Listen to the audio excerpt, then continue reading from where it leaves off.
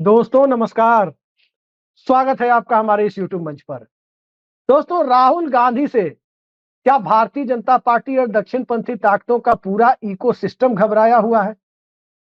आखिर वो कौन सी परिस्थितियां उत्पन्न हो गई है जिसमें कभी येन केन प्रकारेण राहुल गांधी की सदस्यता खत्म कर दी जाती है, तो कभी ये भी देखने को मिलता है कि सदन में, जैसा कांग्रेस के लोग आरोप लगाते हैं, कि कैमरे का रुख दूसरी तरफ मोड़ दिया जाता है। आखिर वो कारण क्या है कि राहुल गांधी सिर्फ 99 सीटों वाली सांसदों के 99 सांसदों वाली पार्टी के लोकसभा सदस्य हैं और विपक्ष के नेता हैं, लेकिन 240 सांसदों वाली पार्टी घबरा रही है। मामला महू का है। महू यानी बाबा साहब भीमराव अंबेडकर की जन्मस्थली कहें, कर्मस्थली कहें, हर तरीके से एक तीर्थ स्थल का दर्जा प्राप्त जगह। और उस महू में कल यानी 27 जनवरी को राहुल गांधी का कार्यक्रम होना है। और उस कार्यक्रम के पहले महू के अनुविभागीय दंडाधिकारी सब डिविजनल मजिस्ट्रेट ने एक चिट्ठी निकाली 23 जनवरी को।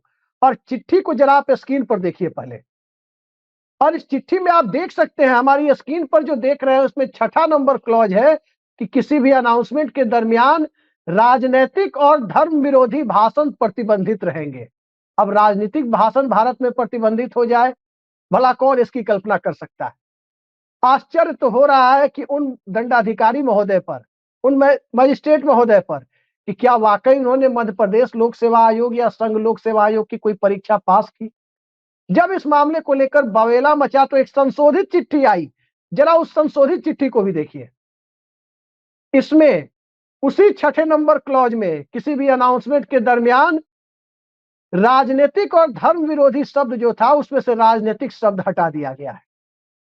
आखिर ये कारण क्या है कि मध्य प्रदेश में ऐसा हो रहा है? बड़ा सवाल है। और इसी सवाल पर चर्चा के लिए हम सीधे चलते हैं दो विशेषज्ञों के पास। हमारे साथ मौजूद हैं वरिष्ठ पत्रकार और बीबीसी हिंदी के साथ लंबा वक्त बिता चुके, द ग्राउंड रिपोर्ट के नाम से अपना यूट्यूब चैनल चलाने वाले समीरात्मज मिश्र जी। और हमारे साथ मौजूद है किसान आंदोलन से जुड़े रहे वरिष्ठ सामाजिक कार्यकर्ता प्रबल प्रताप शाही जी। समीरात्मज जी, मैं आपके पास आ रहा हूं। सबसे पहले ये बताइए कि मध्य प्रदेश तो अभी मोहन का राज वहां चल रहा है। मोहन कृष्ण का दूसरा नाम है। और प्रतिबंधों वाली बात तो कृष्ण के राज में नहीं होती है। प्रतिबंधों वाली राज तो मामा के राज में होती है, मतलब भाजपा वाले मामा नहीं, जो कृष्ण के मामा थे। तो ये कौन सा राज चल रहा है मध्य प्रदेश में, जरा हमारे दर्शकों को बताइए। राहुल गांधी से बीजेपी का इकोसिस्टम क्या इतना घबरा गया है कि राजनीतिक भाषण पर प्रतिबंध है? कल को कोई कहेगा कि यूट्यूब चैनल पर राजनीतिक कार्यक्रम पर प्रतिबंध है। परसों कोई आकर के नया सर्कुलर जारी कर देगा कि नहीं भाई, इस देश में राजनीति पर ही प्रतिबंध है। ये क्या चल रहा है? दो चीजें हैं अभिषेक जी। पहली बात तो ये कि अब बात ये नहीं है कि मुख्यमंत्री की कुर्सी पर कौन बैठे हैं, कौन क्या सोच रहे हैं, क्या ये उनके आदेश पर किया गया है। और जो सवाल आपने अपने इंट्रो में उठाया कि मध्य प्रदेश लोक सेवा आयोग से चयनित व्यक्ति होगा, उसने जो अभी तक का जो पाठ्यक्रम है, हम आप उससे बहुत कुछ रूबरू रहे हैं और जानते भी हैं, अभी भी उससे संपर्क में रहते हैं। उसमें भारतीय राज्य व्यवस्था तो ठीक से पढ़ाई ही जाती। और मुझे लगता है कि जो पाठ्यक्रम है उसका सबसे आसान और जो रोचक टॉपिक भी है वो भी भारतीय राज्य व्यवस्था ही। उसको इन्होंने पढ़ा ही होगा। लेकिन उसको पढ़ने के बाद क्या इनके पास अपना विवेक नहीं है कि जब ये पत्र जारी कर रहे हैं तो उसमें ये लिख क्या रहे हैं? आप बात लिख रहे हैं कार्यक्रम में, लोकसभा में नेता प्रतिपक्ष का कार्यक्रम है, राहुल गांधी का, एक पार्टी के वो राष्ट्रीय अध्यक्ष, राष्ट्रीय पार्टी के राष्ट्रीय अध्यक्ष रहे हैं। और कैबिनेट रैंक है। जी हाँ, और कैबिनेट रैंक है उनकी। वो वहां एक कार्यक्रम में आ रहे हैं, संविधान निर्माता जिनको कहा जाता है बाबा साहब डॉक्टर भीमराव अंबेडकर की जन्मस्थली, और संविधान पर जो सम्मेलन है उसका नाम भी वही है, उस पर वो बात करने के लिए आ रहे हैं।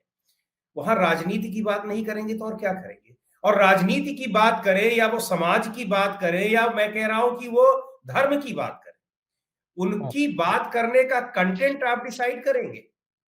ये कौन डिसाइड करेगा? मैं भी अगर जा रहा हूं तो मैं किस पर बात करूंगा, ये वहां के दंडाधिकारी महोदय, एसडीएम साहब, डीएम साहब या वहां के मुख्यमंत्री थोड़ी तय करेंगे। प्रेस कॉन्फ्रेंसेस भी हम लोगों ने देखा है। कई बार लोग ये कहते हैं कि नहीं, मैं ये सवाल आप मत पूछिए। मुझे बड़ी हैरानी होती, मैंने बहुत सारी प्रेस कॉन्फ्रेंसेस कवर की है, हमेशा ही करते रहे, हम आप पत्रकार हैं तो हमारा काम ही यही है। किसी को नहीं जवाब देना होता था तो मना कर देते थे कि मैं इस पर कुछ नहीं बोलूंगा, लेकिन आजकल ये भी ट्रेंड चला है कि नहीं, आप ये सवाल मत पूछिए, और उसका प्रतिवाद नहीं होता है। ये जी सारी तरीके जो हैं ये बिल्कुल उसी तरफ ले जा रहे हैं जिसका दावा किया जा रहा है। और जो संविधान को लेकर एक बड़ा आंदोलन खड़ा किया है राहुल गांधी ने, जो मुझे लग रहा है और बहुत जरूरी जी चीज है, क्योंकि दावे तो बहुत किए जा रहे हैं कि संविधान को हम ही सबसे ज्यादा बचा रहे हैं, सब यही बात कह रहे हैं, हाँ लेकिन वास्तव में कहां बचाया जा रहा है, कितनी फ्रीडम दी जा रही है, वो इन पत्रों से साबित होती है। पत्रकारों के ऊपर, सरकार के खिलाफ, प्रशासन के खिलाफ खबर लिखने पर मुकदमे हो जाते हैं, जेल में हाँ दिए जाते हैं। जब हंगामा मचता है तब उसको वापस लिया जाता है। तो ये दिखा रहा है कि हम कहां पर, हम जो हमारी वाक और अभिव्यक्ति की स्वतंत्रता है उसको हम किस स्तर पर ले जा रहे हैं, और हाँ चयन की प्रक्रिया में भी हम किन लोगों को ला रहे हैं, ये जो सोच एक दिखाई पड़ रही है। क्योंकि ये एक दिन के लिए एसडीएम नहीं बने हैं, 5 साल के लिए नहीं बने हैं, ये जी रिटायरमेंट तक ये रहेंगे। किस सोच के तहत ये काम कर रहे हैं, ये अपने आप में हैरानी है। ठीक है, पॉलिटिकल आप उस सिस्टम का हिस्सा है, लेकिन वो सिस्टम को चलाने वाला संविधान है, जिसने मौलिक अधिकारों को इतना तवज्जो दे रखी है। जी आप उसका तो ध्यान रखिए कि मौलिक अधिकार क्या चीज है, और उन्हीं हाँ मौलिक अधिकारों में वाक और अभिव्यक्ति की स्वतंत्रता है। जहां आप ये जी तय कर रहे हैं कि एक राष्ट्रीय पार्टी का राष्ट्रीय नेता क्या बोलेगा, क्या नहीं बोलेगा, हाँ कितनी हैरानी की बात है। और हंगामा मचा तो उसको वापस तो ले लिया गया, लेकिन सवाल यह है कि आपने लिख कैसे दिया। एक प्रशासनिक अधिकारी उस बात को आधिकारिक तौर पर लिख कैसे सकता है, ये बड़ी हैरानी की बात है। लेकिन ये सारी चीजें तभी हो रही हैं, हम वहां के प्रशासनिक अधिकारी की करें, दूसरे राज्यों में पुलिस अधिकारी की करें, कि गदा लेकर वो धार्मिक जुलूसों में निकल रहे हैं, और हाँ। क्या क्या कर रहे हैं, वो चीजें किसी से छिपी नहीं है। प्रबल जी, हमें ये बताइए आप कि आखिर भारत का संविधान इजाजत देता है आर्टिकल 19 के तहत अभिव्यक्ति की स्वतंत्रता का, फ्रीडम ऑफ एक्सप्रेशन का। आखिर एक अनुविभागीय दंडाधिकारी की ये हैसियत कैसे हो गई कि इस पर प्रतिबंध लगाए? मूल अधिकारों का संरक्षक तो इस देश का सुप्रीम कोर्ट है, इस देश का न्यायालय है ना मूल अधिकारों का संरक्षक। आर्टिकल 12 से आर्टिकल 35 तक जो मूल अधिकार है उसका संरक्षक सुप्रीम कोर्ट है कि किसी भी नागरिक को वंचित नहीं किया जाना चाहिए। और नागरिक की वो हैसियत जो हमें आपको प्राप्त है, वही हैसियत राहुल गांधी को भी प्राप्त है, वही नरेंद्र मोदी को भी प्राप्त, वही महामहिम राष्ट्रपति द्रौपदी मुर्मू को भी प्राप्त है, वही सुप्रीम कोर्ट के जज साहब को भी प्राप्त है। अब सवाल यह है कि इस तरह की चिट्ठी निकाली क्यों गई, आखिर इशारा क्या था और किस दिशा में ले जाना चाहते हैं लोग? देखिए अभिषेक जी, पहले तो आपके सारे दर्शकों को गणतंत्र दिवस की हार्दिक शुभकामनाएं। और आज हमारा संविधान लागू हुआ था, और आज हम संविधान के तमाम आर्टिकलों के अभिव्यक्ति की आजादी के विषय पे बातचीत कर रहे हैं। ये सबसे बड़ा खतरा है लोकतंत्र पर और संविधान पर। जो बाबा साहब अम्बेडकर द्वारा रचित और 220 जो लोग रहे, उसमें नेहरू जी रहे, राजेंद्र प्रसाद जी उसके अध्यक्ष रहे, मौलाना आजाद रहे, बहुत सारे लोग रहे, सरदार पटेल जी भी रहे। आज उस संविधान की ये पर कुठाराघात हो रहा है और उस पर हम चर्चा कर रहे हैं। आज 75 वर्ष हो गए, और 75 वर्ष बाद आज हम जो है संविधान लागू होने के बाद हम जो है आज जो है पर चर्चा कर रहे हैं कि अभिव्यक्ति की आजादी कैसी पर क्या है। ये देखिए आरएसएस इकोसिस्टम का मामला है। आरएसएस 1966 का जो सर्कुलर था कि आरएसएस के कार्यक्रमों में सरकारी कर्मचारी की जाने पर निषेध था, उनके शाखाओं में जाने का निषेध था। वो निषेध जो है वो सर्कुलर इस बार की जो नरेंद्र मोदी की सरकार आई है 2024 में आते ही पहले वापस लिया है। अब सरकारी कर्मचारी कोई भी हो वो आरएसएस के कार्यक्रमों में जा सकता है, शाखाओं में जा सकता है। अब जो जितना निर्देशन है सब आरएसएस से आ रहा है, इसलिए आरएसएस ही अब ये सरकार को चला रही है एक तरीके से इनडायरेक्टली। इस चीज को समझ लिया। तो आरएसएस बनाम राहुल गांधी इस समय है। जैसे राहुल गांधी जी ने जो अटैक किया 15 जनवरी 2025 को, जब कांग्रेस के मुख्यालय का उद्घाटन हुआ था, तो आपको याद होगा कि मोहन भागवत ने, संघ प्रमुख मोहन भागवत ने देश की आजादी पर का मजाक उड़ाया था, देश की आजादी का अपमान किया था, आपको याद होगा। देश की आजादी के दिवस को 15 अगस्त 1947 को मानने से इनकार कर दिया था, और वही नहीं किया था हमारे देश के तमाम स्वतंत्रता संग्राम सेनानी जिन्होंने अपना शहादत दी, चाहे वो लक्ष्मीबाई हो, मंगल पांडे हो, तात्या टोपे हो, चाहे भगत सिंह, सुखदेव, राजगुरु हो, नेताजी सुभाष चंद्र बोस हो, आजाद हिंद फौज हो, महात्मा गांधी हो, नेहरू जी हो, अम्बेडकर जी हो, मौलाना आजाद हो, अशफाकुल्ला खां हो, सरदार पटेल हो, उन सबका अपमान एक झटके में इस आरएसएस ने कर दिया था संक्रमण। उस दिन ही राहुल गांधी जी ने कहा था कि अगर कोई दूसरा देश होता तो इस देशद्रोह का मुकदमा मोहन भागवत पे चलता और मोहन भागवत जेल।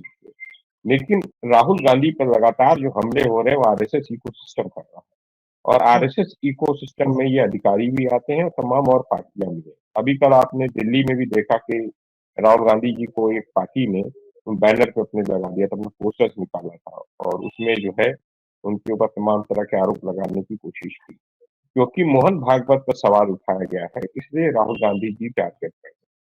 अब ये बताइए कि इस देश के अंदर लोकतंत्र है, संविधान लागू है, तो कौन सा अधिकारी हमें बताएगा कि स्वतंत्र देश में पार्टियों जिसका रजिस्ट्रेशन चुनाव आयोग के अंतर्गत होता है, चुनाव आयोग, वहां कोई चुनाव हो रहा है, मॉडल कोड ऑफ कंडक्ट है, और मॉडल कोड ऑफ कंडक्ट है तब भी राजनीतिक भाषण, अगर राजनीतिक पार्टी राजनीतिक भाषण आप जो बोल रहे हैं उससे लग रहा है आप चुनाव आयोग कह रहे हैं। चुनाव आयोग है देश में, संविधान में आर्टिकल 324 में चुनाव आयोग नहीं चुनाव आयोग लिखा हुआ है। अब हो सकता है चुनाव आयोग है, क्योंकि मैं बहुत ज्यादा बोल देता हूं तो आपका वो यूट्यूब कुछ रिस्ट्रिक्शन कर देता था, आपको शिकायत भी करते हैं, इसलिए तो मैं नहीं ज्यादा बोलता हूँ। आज मैंने बोला कि संवैधानिक भाषाओं में बात करें जी। तो ये संघी व्यवस्था बन गई है, और संघी पार्टियां, संघी लोग राहुल गांधी को टारगेट कर रहे हैं। और इस समय जो पूरे देश के अंदर वातावरण है वो यही है, पूरा माहौल ही यही है। एक तरफ आरएसएस और उससे जुड़ा हुआ उसका इकोसिस्टम है, और एक तरफ राहुल गांधी कांग्रेस पार्टी प्लस है।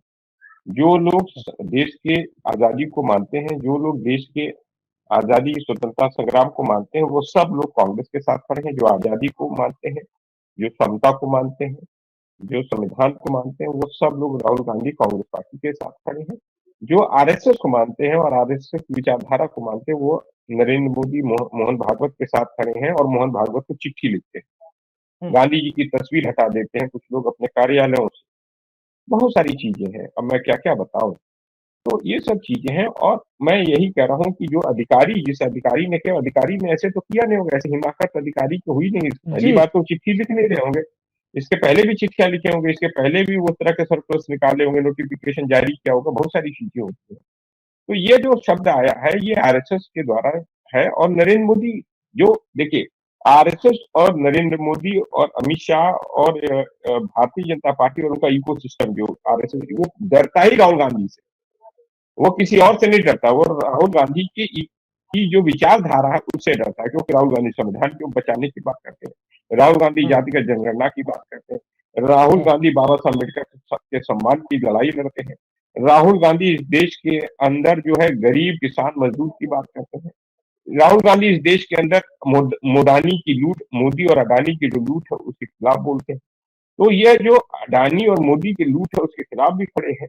इसलिए आप देख रहे हैं कि लगातार पिछले 1-1.5 महीने से आप देख रहे हैं कि बहुत सारी ताकतें राहुल गांधी पर अटैक कर रहे हैं, और तमाम कुछ आपके फर्टर्निटी के लोग भी हैं जो यूट्यूब चैनल भी चलाते हैं। आजकल जो एनडीटीवी के यूट्यूब पर भी हैं, और एनडीटीवी के साथ वो consulting editor, sleeping consulting editor बने हुए लोग हैं। कुछ लोग एक राउंड टेबल चलाते हैं यूट्यूब। अच्छा समरियार जी, एक और चीज बता दो, बड़ी खुशी की बात है कि अभी तक तो हम जानते थे कि गोदी Adani media main stream media, electronic media है, अब आपका यूट्यूब चैनल में भी कई आ गए हैं।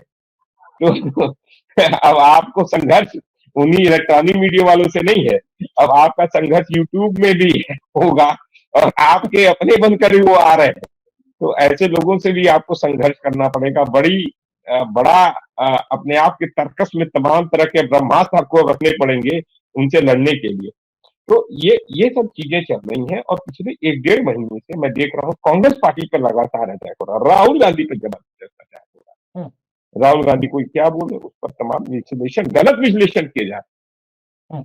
राहुल गांधी जी जिस तरीके से साइंटिफिक टेम्परामेंट की बात कर रहे हैं, जातिगत जनगणना के विषय को जैसे उठाया, तो उसमें क्या होगा भाई, सोशो इकोनॉमिक पॉलिटिकल लोगों की जाति के आधार पर अगर हम वो चीजें डाटा आ जाएगा, तो उस डाटा के आधार पर देश के अंदर नेक्स्ट प्लान बनेगा, नया डेवलपमेंट का मॉडल बनेगा। तो जनता ही तो भाई, जनता का एक वर्ग विशेष का अगर अगर विकास नहीं होगा, तो पूरे देश का समग्र विकास कैसे होगा, स्वर्णिम विकास कैसे होगा? तो ये चीज ना मोहन भागवत को समझ में आएगी, ना भारतीय जनता, क्योंकि वो तो अडानी अंबानी को अमीर बनाना चाहते हैं। जी अभी आ रहे हैं आपके पास प्रबल जी, हम समीरात्मक जी के पास चलते हैं। थोड़ा सा नेटवर्क इशू भी आ गया था समीरात्मक जी का। समीरात्मक जी, सवाल यह है कि जिस वक्त से गृह मंत्री अमित शाह ने राज्यसभा में वो बयान दिया बाबा साहब के ऊपर कि एक फैशन बन गया है अंबेडकर अंबेडकर अंबेडकर, इतनी बार अगर भगवान का नाम लेते तो स्वर्ग मिल जाता, इस तरह की बातें उन्होंने कही। उसके बाद से हम ये देख रहे हैं, अब जैसे दिल्ली के चुनाव में जैसे ही अमित शाह उतरे, कहा जा रहा है कि अब दलित वोटरों को लेकर ये राजनीति का विषय है। बिहार में जाने वाले थे, अब उसके बारे में कहा जा रहा है कि नीतीश कुमार चाहते हैं कि भाई बिहार चुनाव तक वो नहीं आए, विधानसभा चुनाव तक तो बेहतर होगा, आएंगे तो वोट गड़बड़ होगा। मतलब उनको दिग्विजय सिंह बना दिया गया है बिहार में। जैसे दिग्विजय सिंह कहते हैं ना कि वो तो खुल के स्वीकार भी करते हैं कि हमारे जाने से वोट कटते हैं, एक बार बोल भी दिया था। अमित शाह साहब ये बात नहीं बोलते। तो ये राजनीति का विषय है। लेकिन अगर राहुल गांधी निशाने पर आ रहे हैं सिर्फ इस वजह से कि राहुल गांधी सोशल जस्टिस की बात कर रहे हैं, हम हो सकता है कि आप हैं, हम हो, या भारतीय जनता पार्टी के कोई लोग हैं, या कांग्रेस के भी लोग हैं, भाई जहां इनर डेमोक्रेसी है, सबकी बात से सब कोई सहमत हो जाए, कोई जरूरी नहीं है। असहमति दिखाना लोकतंत्र की सबसे बड़ी खूबसूरती है। नरेंद्र मोदी सरकार की नीतियों से राहुल गांधी असहमति दिखा रहे हैं। हो सकता है कांग्रेस के अंदर भी कोई उनसे असहमत हो, तो ये तो अच्छी बात है। भारतीय जनता पार्टी में तो असहमत होने का सवाल ही नहीं है। असहमत होते हैं तो कीर्ति आजाद की तरह टिकट कट सकता है। यहाँ असहमति की गुंजाइश नहीं है। तो सवाल यह है कि असहमति को जिस लोकतंत्र की खूबसूरती का सबसे बड़ा माध्यम माना जाता है, उस असहमति के प्रशासनिक डंडे से चुप कराने की जो प्रवृत्ति है, उस प्रवृत्ति को जो आजकल देखा जा रहा है कि बढ़ावा दिया जा रहा है, क्या आपको लगता है कि जनता के बीच भी काफी हद तक इस बात को लेकर स्वीकार्यता हो गई है कि नहीं भाई देश डंडे से ही चलेगा? जिस वजह से ये सब हो रहा है, कारण क्या है? नहीं, जनता में तो स्वीकार्यता मुझे नहीं लगता, मैं नहीं कह सकता हूं अभिषेक जी की हो गई है। लेकिन एक बात इसमें जरूर है, और ये कुछ हद तक आपकी बात इसलिए सही है कि जनता भी किस तरह से दो भागों में बटी हुई है। जो प्रबल जी अभी बात कर रहे हैं कि एक विरोधी तबका और एक समर्थक तबका सबका सरकार का, और उसमें हर तबका, हर प्रोफेशन के लोग हैं, जिसमें जिसकी नहीं सोचा जा सकता जिसके बारे में, या जिसको नहीं होना चाहिए, खास तौर पर होना तो किसी को नहीं चाहिए, मीडिया, वो भी किस तरीके से बटा हुआ है, उसमें बहुत कहने की जरूरत नहीं है। उसी तरह से जनता भी बहुत इस मामले में बटी हुई है। सोशल मीडिया पे हम लोग जब देखते हैं तो कैसे गलत से गलत असंवैधानिक चीजों को भी अगर वो सरकार का समर्थन कर रहे हैं तो कुछ भी कह दिया गया तो वो उसका समर्थन करते दिखाई पड़ेंगे, किसी भी चीज का। आप ये देख लीजिए कि बहुत सारी चीजें, अभी पद्म पुरस्कारों की भी घोषणा हुई है, और उसमें भी किस तरह से साध्वी रितंभरा को मैंने देखा, किस तरह से जस्टिफाई किया जा रहा है। तो वही चीज है कि जनता का एक वर्ग जो लगता है और राहुल गांधी से का विरोध करता है, भारतीय जनता पार्टी का समर्थन करता है, तो उसको लगता है कि बहुत बढ़िया किया। वो तो वहां पहुंचते ही उनको गिरफ्तार करके जेल भेज देते तो वो भी होता। आप देखिए कि किसी की दूध की बाल्टी गिर गई राहुल गांधी का भाषण सुनकर के, और वो जा रहा है एफआईआर करा दे रहा है। तो ये वही टेंडेंसी जो विकसित हुई है लोगों की कि विरोध हो रहा है, और उनका चूंकि समर्थक पार्टी का है तो उसका तुरंत उसकी सुनवाई भी हो जाएगी। बाकी अयोध्या का एक स्वामी जी हैं अखिलेश यादव के खिलाफ, उन्होंने मुलायम सिंह यादव के खिलाफ क्या क्या गालियां तक दे दी गंदी भाषा में, और उनके खिलाफ कोई कार्रवाई नहीं हो रही है, और खुलेआम वो आदमी कह रहा है, अभी भी कह रहा है। तो ये चीजें जो है, और उसी पे जब आप कहते हैं कि लोकतंत्र को, संविधान को हमसे ज्यादा किसी ने मजबूत नहीं किया, और राहुल गांधी कहते हैं कि संविधान खतरे में है, या जो भी कहता है विपक्ष का नेता, तो वो साफ दिखाई पड़ रहा है कि खतरे में है या नहीं है, इसको जज करना बहुत मुश्किल काम नहीं। तो एक चीज बताइए समीरात्मक जी, एक चीज बताइए, एक प्रवृत्ति हम देख रहे हैं कि जब से मल्लिकार्जुन खड़गे यानी एक दलित नेता ने मुख्य विपक्षी पार्टी कांग्रेस की कमान संभाली, राहुल गांधी कमान से पीछे हट गए। राहुल गांधी सिर्फ संसद के अंदर कमान संभालते हैं। तो जब राहुल गांधी ने पार्टी की कमान एक दलित नेता के हाथ में दे दी, वो इंडिया गठबंधन के भी अध्यक्ष हैं, और ममता बनर्जी और अखिलेश यादव तो चाहते, वो ममता बनर्जी और अरविंद केजरीवाल तो चाहते थे कि वो देश के प्रधानमंत्री पद के उम्मीदवार भी घोषित किए जाए। सबकी सहमति नहीं थी, अन्यथा कांग्रेस के लोग भी चाहते थे। तो जब से एक दलित के हाथ में विपक्षी गठबंधन का नेतृत्व राहुल गांधी ने थमाया है, तभी से ये प्रवृत्ति ज्यादा तेज कैसे हो गई है कि अब बाबा साहब अंबेडकर के वहां पर राहुल गांधी जाएंगे तो उनके पास स्वाभाविक है कहने के लिए होगा कि भाई हमने तो पार्टी की कमान ही दे दी है। भारतीय जनता पार्टी ने एक बार एक दलित नेता को कमान दिया था, तो क्या हुआ था आपको भी मालूम है कि क्या हुआ था, कैमरे के सामने क्या हुआ, बाद में किस मुफलिसी में उन्होंने दुनिया को अलविदा कहा, वो भी आप जानते हैं। लेकिन पूरे सम्मान के साथ जिस तरह से जो आप देख रहे हैं कि सब कुछ हो रहा है, इसके बाद ही ये प्रवृत्ति क्यों बढ़ी है कि इनको बोलने ही मत दो, कैमरा घुमा दो, माइक घुमा दो, ये सब क्यों हो रहा है? ये केवल मल्लिकार्जुन खड़गे एक वजह है अभिषेक जी, वो पूरी श्रृंखला है। आप देखिए, अब जब वहीं से शुरुआत कर रहे हैं तो हम लोग लगातार देखें, हालांकि राहुल गांधी पर तो हमला पहले से ही हो रहा है, सदस्यता तक चलेगी, और अभी भी लगातार ये जो मुकदमे किए जा रहे हैं उनमें कोशिश ये हो रही कि किसी लोअर कोर्ट से उनको 2-2.5 साल की सजा दिलवा दी जाए और सदस्यता फिर खत्म चली जाए। तो इसमें कोई बहुत आश्चर्य होना ही नहीं चाहिए, क्योंकि एक झटके में चली गई, और सुप्रीम कोर्ट में किस तरह से लताड़ मिली उस मामले में। लेकिन उससे अधीनस्थ कोर्ट्स भी जिस तरह से काम कर रही हैं उनको भी समझ में नहीं आ रहा है। इसकी जो आपने बात की मल्लिकार्जुन खड़गे की, तो इसको वहां से देखिए और फिर लोकसभा चुनाव से पहले चलिए।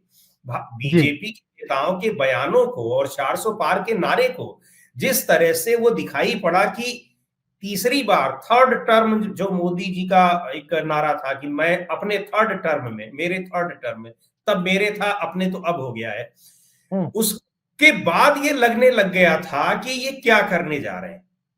और विपक्ष ने संविधान का मुद्दा उठाया और संविधान से जुड़े फिर तमाम मुद्दे जो संवैधानिक अधिकार मिले हुए हैं, वो चाहे आरक्षण का अधिकार मिला हो, चाहे बोलने की आजादी मिली हो, जो भी अधिकार मिले हुए हैं, वो सारे फिर खतरे में लोगों को दिखाई पड़े। और मंशा साफ दिखाई पड़ने लगी कि ये नारा किस लिए दिया गया है, वो बीजेपी के नेताओं ने स्पष्ट भी कर दिया, साफ तौर पर कह दिया।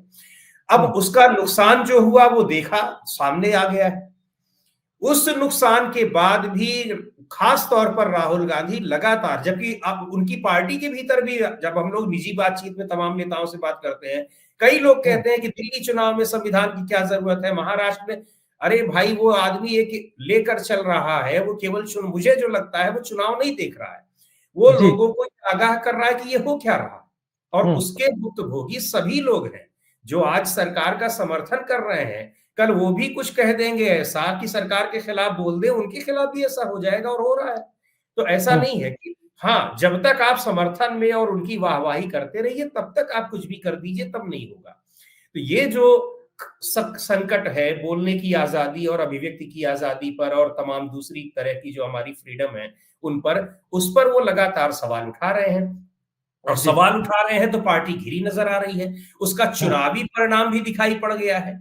अच्छा, दूसरी बात जो आपने भी जिक्र किया गृह मंत्री अमित शाह का, जो उन्होंने राज्यसभा में बाबा साहब डॉक्टर भीमराव आंबेडकर को लेकर बयान दिया, वो बयान क्या था?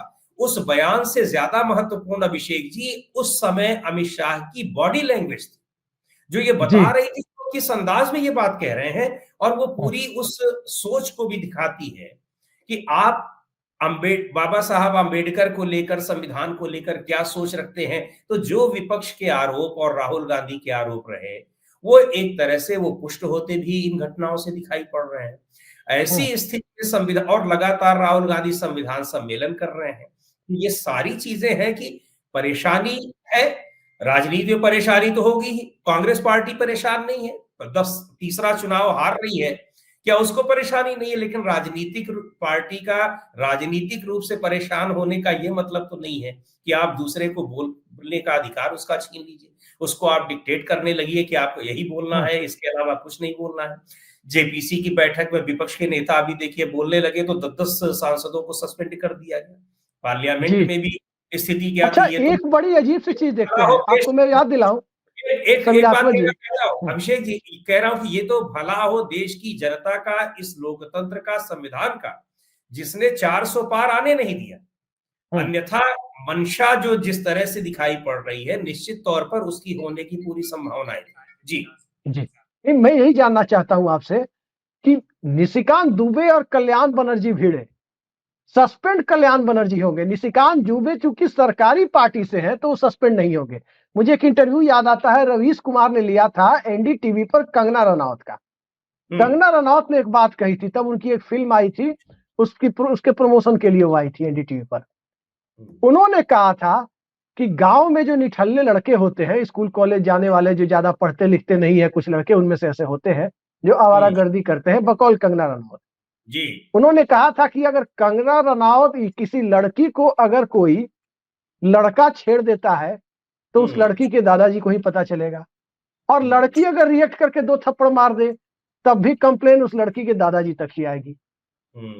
वही स्थिति मैं देखता हूं कि निशिकांत दुबे के साथ जो भिड़ता है उसमें निशिकांत दुबे की कोई गलती नहीं होती है, जो भिड़ता है वही सस्पेंड होता है। अब निशिकांत दुबे भिड़े तो जिससे भिड़ेंगे वही सस्पेंड होगा, सामने वाला भिड़े तो भी निशिकांत दुबे नहीं होंगे, तब भी भिड़ने वाला ही सस्पेंड होगा। ये क्या है, ये कौन सा इकोसिस्टम है कि निशिकांत दुबे इस देश भारतीय जनता पार्टी के अंदर एक ऐसा लगता है कि इस तरह से बना दिए गए कि हिंदुस्तान में वो गलती कर ही नहीं सकते हैं।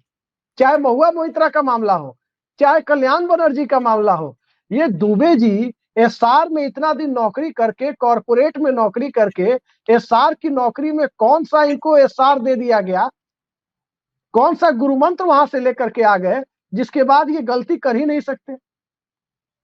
ये पूरा वही इकोसिस्टम है जिसकी चर्चा अभी हमने की कि अब अयोध्या के एक बाबा जी जो है वो मुलायम सिंह, अखिलेश यादव को गालियां दे रहे हैं, या इस तरह के बहुत से उदाहरण, केवल तो उनके खिलाफ नहीं कार्रवाई होनी है, लेकिन अगर कोई दूसरा व्यक्ति जाकर कह देता है कि राहुल गांधी के भाषण से मैं आहत हो गया, मेरी 250 रुपए 500 रुपए दूध का नुकसान हो गया, वो जाके एफआईआर करा देता।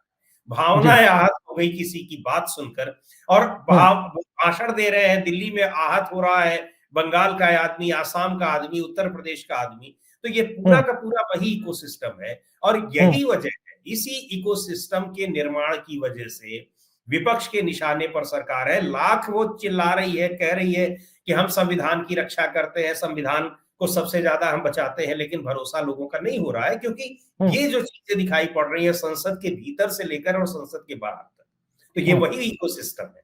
जी ठीक है, मैं बेहद महत्वपूर्ण सवाल है, उसके लिए मैं भी आऊंगा आपके पास। प्रबल जी के पास चलते हैं। प्रबल जी, क्या आपको वाकई लगता है कि राहुल गांधी ने नरेंद्र मोदी का पूरा सिस्टम हिलाकर रख दिया है, जिस वजह से राहुल गांधी लगातार एक तरह से आप कहें तो सभाओं के माध्यम से, स्पीच रोकने के माध्यम से, यहां तक कि गुजरात में जो हुआ न्यायालय में, सूरत में, उसके माध्यम से सदन के अंदर या किसी न किसी रूप में, एक नेता जो भाजपा छोड़कर गए हैं वो तो कहते हैं कि कुत्ता को बिस्कुट खिला रहे थे, इसीलिए हम कांग्रेस पार्टी छोड़ दिया, राहुल गांधी से मिलने गया तो कुत्ता को बिस्किट खिला रहा था, ये बात वो कहते हैं।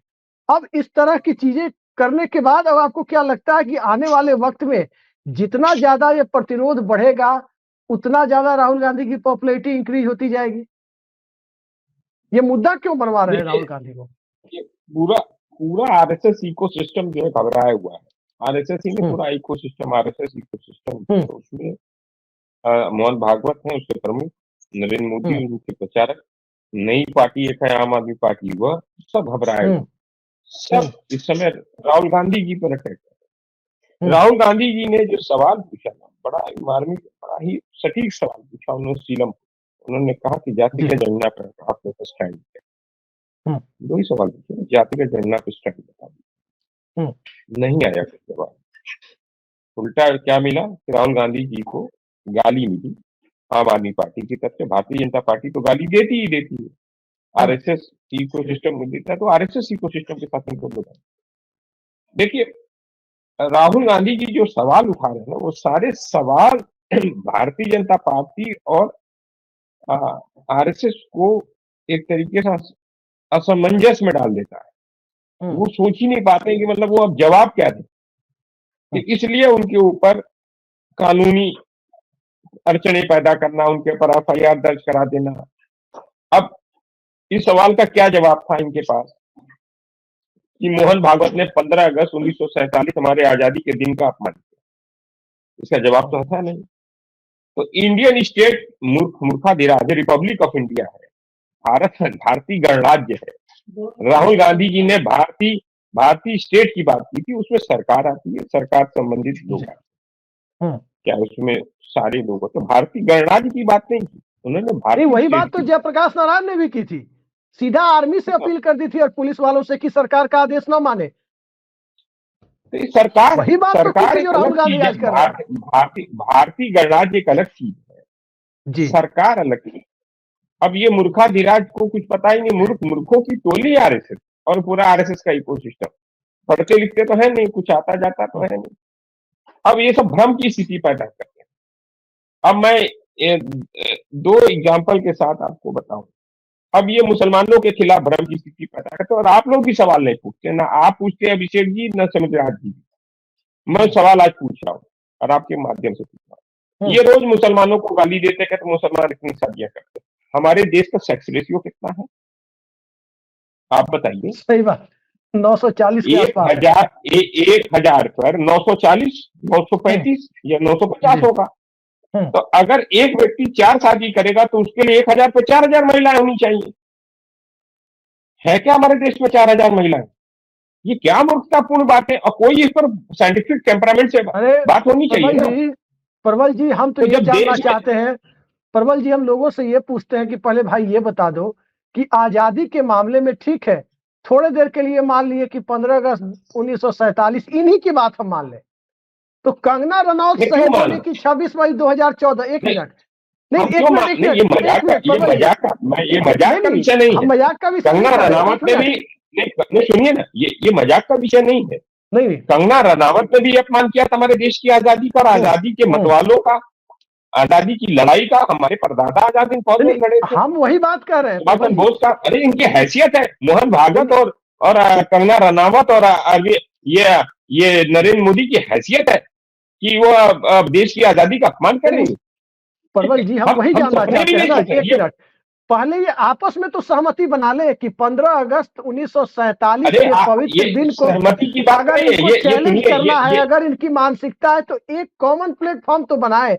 वो कहती है 14, ये कहते हैं 24। अब ये हम कंफ्यूज हो जा रहे हैं कि इनके आपस में ही मतभेद है। आप ये समझिए कि 15 अगस्त 1947 को भारत आजाद हुआ।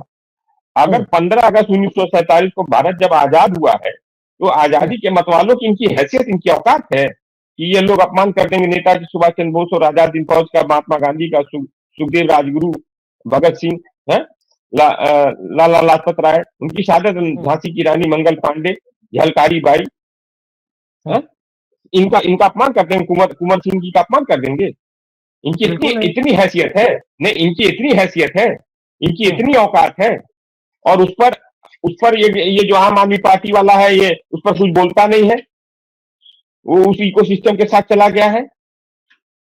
15 अगस्त जो मैं तो अब कहता हूं देश की जनता से और आपके माध्यम से जनता से कहना चाहता हूं, अगर देश की आजादी का अपमान करने वालों का आप साथ दे रहे हैं, वोट कर रहे हैं, तो आप देश के उन सारे शहीदों का अपमान कर रहे हैं जिनके बारे में आप पढ़ते हैं, जिनको आप मानते हैं।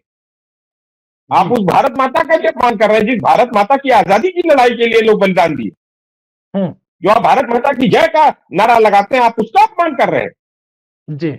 ये मोहन भागवत ने भारत माता का अपमान किया, ये नरेंद्र मोदी ने भारत माता का अपमान किया, ये कंगना रनावत भारत माता का अपमान किया, और ये अरविंद केजरीवाल जो साथ में उसके इकोसिस्टम, आरएसएस इकोसिस्टम का साथी, इसने भी भारत माता का अपमान कर दिया। एक मुंह से शब्द नहीं निकला।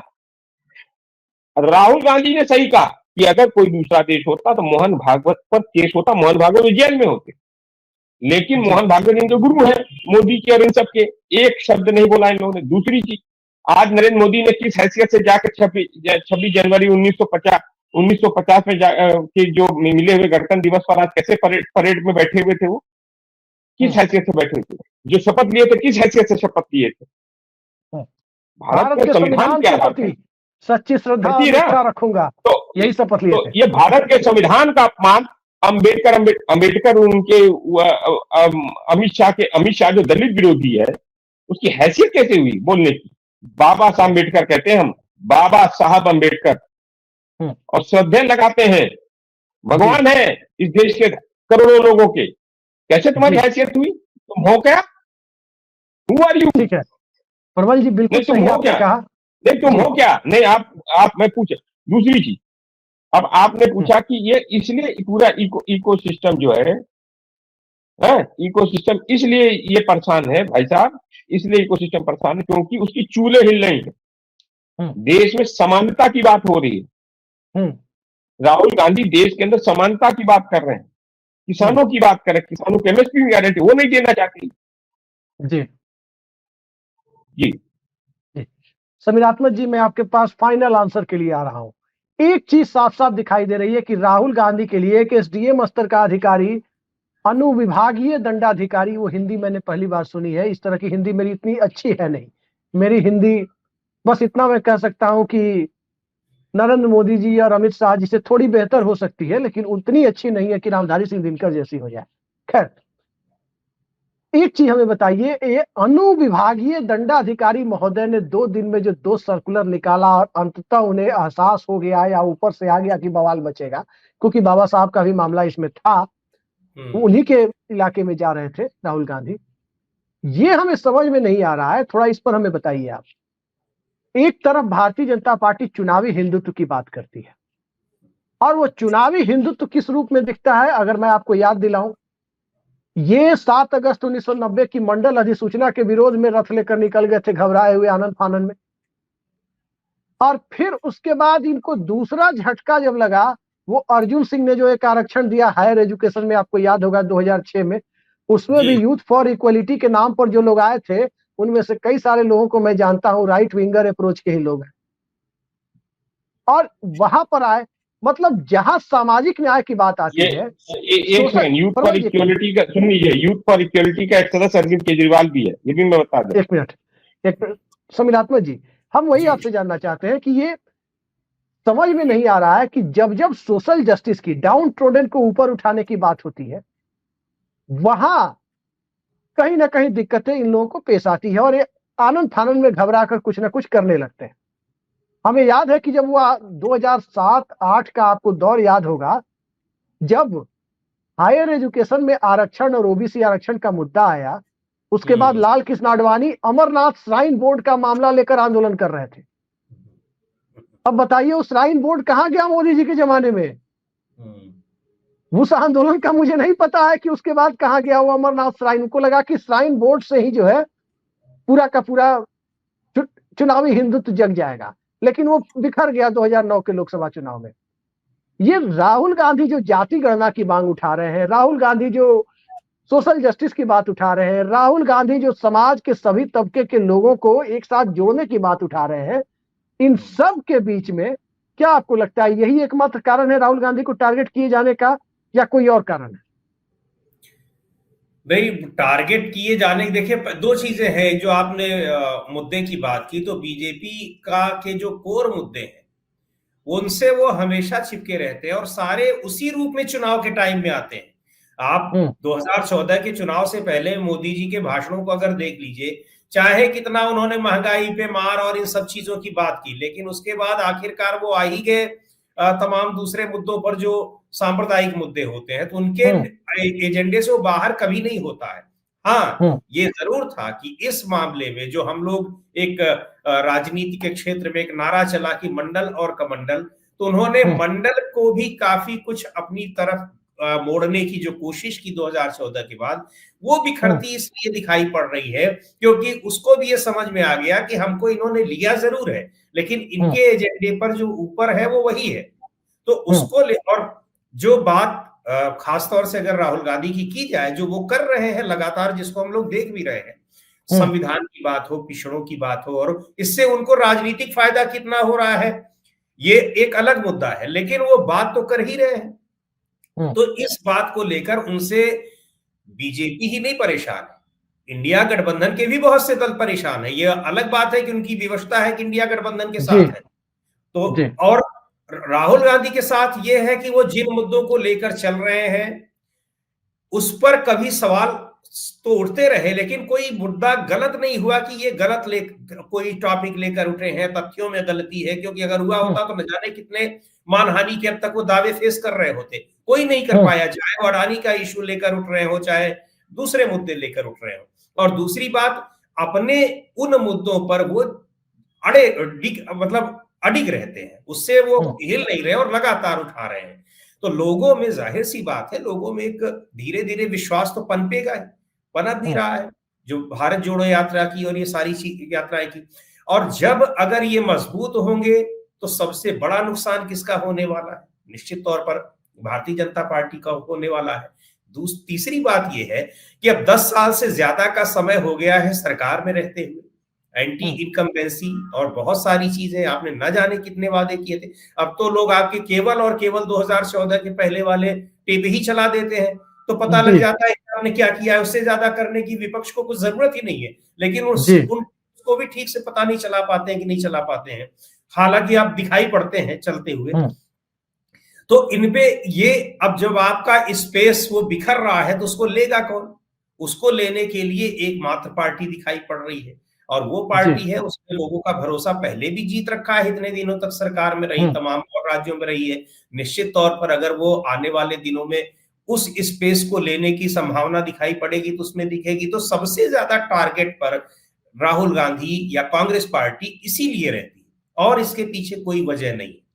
तो ये कि किसी भी हर चीज पर उनकी निगरानी रखना, उनको डिफेम करना है, कितने दिनों तक जो छवि बना रखी थी, अब उस छवि में खुद प्रधानमंत्री मोदी अब घिरे नजर आते हैं।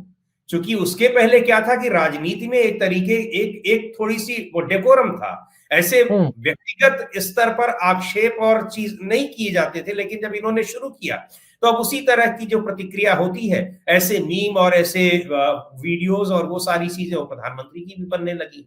तो इन सब चीजों में ये है कि टारगेट पर इसीलिए रहते हैं क्योंकि वो उन मुद्दों को उठा रहे हैं जिन मुद्दों पर वास्तव में भारतीय जनता पार्टी अपने को बैकफुट पर पाती और है, वो उस पर दिखाई पड़ती। जी बिल्कुल, आपने सही कहा। और राहुल गांधी निशाने पर क्यों है, अब इस बात में कोई दो राय नहीं है, क्योंकि भारतीय जनता पार्टी को उसका पूरा का पूरा इकोसिस्टम हिलता हुआ नजर आ रहा है। नरेंद्र मोदी को अपना वो बनाया हुआ नैरेटिव हिलता हुआ नजर आ रहा है, जिस नैरेटिव में अच्छे दिनों से शुरुआत कर बात मुजरा के साथ साथ मंगलसूत्र और भैंस खोल कर ले जाने तक पहुंच गई, और बात कब्रिस्तान शमशान तक भी बीच में गई थी। लेकिन इन सब के ऊपर जब बात सामाजिक न्याय की आती है, सोशल जस्टिस की आती है, बात जब दलितोत्थान की आती है, बात जब आदिवासियों को बराबर अधिकार देने की आती है, जिस राज्य में आदिवासी के ऊपर पेशाब करने जैसी घटनाएं भी सत्ता पक्ष के पिट्ठुओं के द्वारा अंजाम दी जाती हो, तो वहां पर बाबा साहब के इलाके में राहुल गांधी यदि पहुंच रहे हैं तो पूरा का पूरा तंत्र हिलना स्वाभाविक है। लेकिन इसके बाद मोहन भागवत का संरक्षण प्राप्त मोहन यादव की सरकार राहुल गांधी को अब अपनी बात कहने से रोक पाएगी। ये बात सिस्टम को भी लग गया कि वो रोक नहीं पाएगी। उसके बाद आदेश में परिवर्तन कर दूसरी चिट्ठी निकालनी पड़ेगी। लेकिन चिट्ठी निकालना, जी प्रबल जी एक मिनट, चिट्ठी निकालना और चिट्ठी जारी करना, ये दोनों बातें हैं, मंशा स्पष्ट हो गई थी। जो भी हुआ राहुल गांधी के साथ, आपने देखा कि किस प्रकार की परिस्थितियां बनी हुई है, और इन परिस्थितियों में राहुल गांधी ने पूरे सिस्टम को जिस तरह से हिला रखा है। अब आने वाले वक्त में देखिए होता क्या है, जो भी होगा, और जिस तरह से इस देश की सियासी फिजा बदल रही है, उसमें एक तो काल चक्र का घूमता हुआ पहिया, 10 सालों की एंटी इनकम्बेंसी जैसा समीरात्मक जी ने कहा, और दूसरी तरफ सामाजिक न्याय के मुद्दे का फिर से उभर कर हिंदुत्व के मुद्दे के ऊपर आ जाना, ये कहीं ना कहीं भारतीय जनता पार्टी को और संघ परिवार को अंदर से डरा रहा है। देखते जाइए होता क्या है। आज के लिए इतना ही। समीरात्मक जी, प्रबल जी, आपने इस बेहद महत्वपूर्ण चर्चा के लिए समय निकाला, बहुत बहुत धन्यवाद आपका। नमस्कार।